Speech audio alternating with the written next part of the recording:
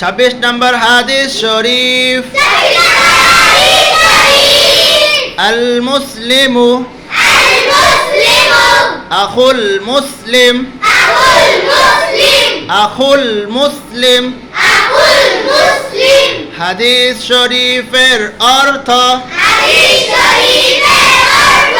মুসলমান মুসলমানের ভাই। 27 নম্বর হাদিস শরীফ, আহাব্বুল বিলাদি ইলাল্লাহি মাসাজিদুহা ওয়া আবগাদুল বিলাদি ইলাল্লাহি আসওয়াকুহা। হাদিস শরীফের অর্থ,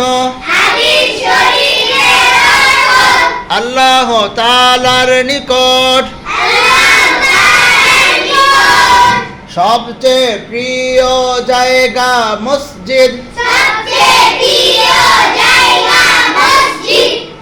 এবং সবচেয়ে খারাপ জায়গা বাজার।